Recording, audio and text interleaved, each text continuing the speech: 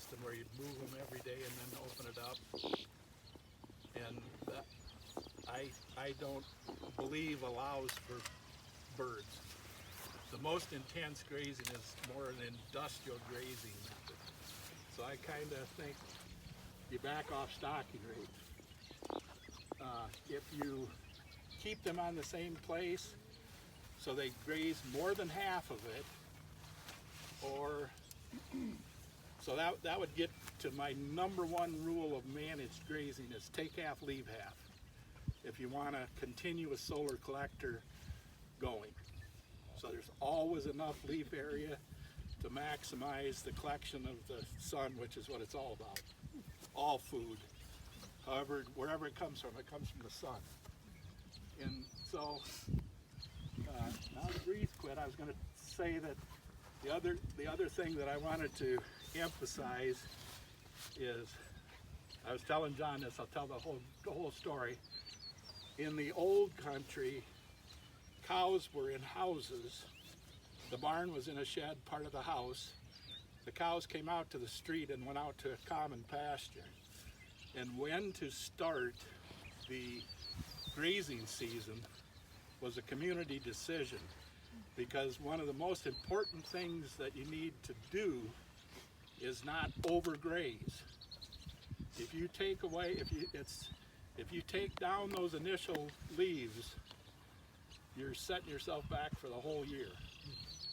And so hay would be running out and somebody would have more and have a more efficient cow or whatever, so there'd be a group discussion, and I don't think a city council would be this many guys, and it was the guys, even though the women did the milking. That's the old country, right?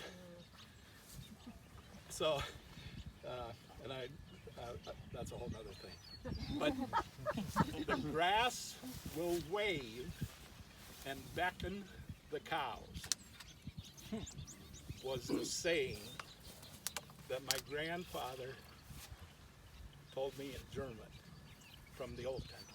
The grass will wave and beckon the cows. And so, don't let them out too soon. So, this is way past that. Now, see it waving away?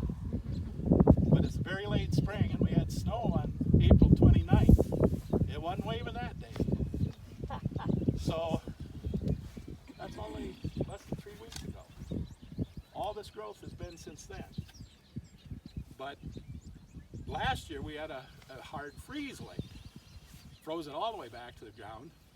And what I've been measuring in my science, and what we've added now to song, is the height of the grass when the bobolinks arrive.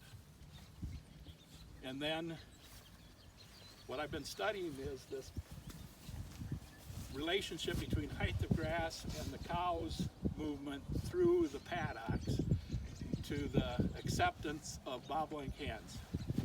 And what it kind of ends up being is, if you follow those two rules, the grass waves first, and you take half and leave half, you have all different stages of growth as you move them through, and bobolinks like that.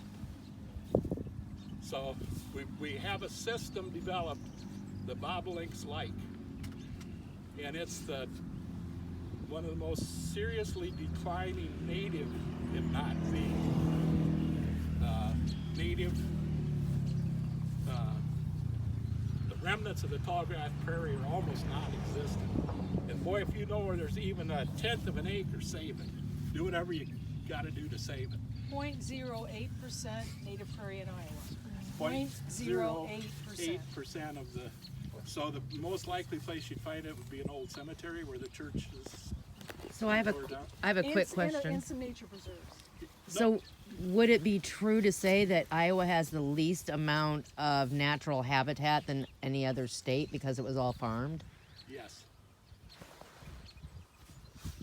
It's down near the bottom. I don't know if it's the bottom. Okay. But yeah, because it's a prairie state, Yes. Iowa was 85% prairie and there's 0.08% left, so that's why. But yeah, it's on the lower end. That's so sad.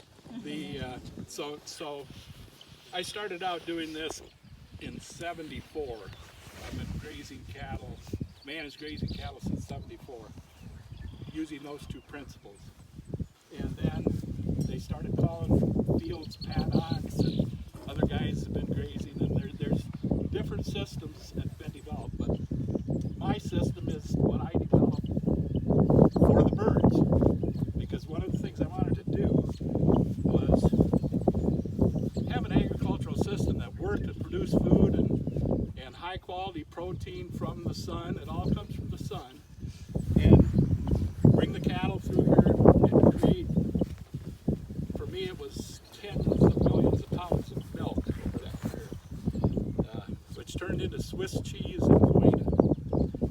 So probably everybody in America maybe had a molecule or two of my grass cheese. So I wanted to share a couple little, I'll tell this story too. Yeah, go ahead. Well, the question, the take half, leave half. One thing I've noticed about cows is they don't read that book. And so, Oh yeah, no, obviously- you've got to move. right, no, I know, of course. But so you're taking some average of the plants, right? That's a very good point. Yeah. So I've been doing my measurement for my science, and I'll put it in quotes like I did on Facebook, with a 5-gallon bucket with a boat tape on it for measuring legal limits of slots for fish on the side of a 5-gallon bucket, and I'll take it out and then come 10 feet away and get a look at the bucket tape, and that's the height of the grass.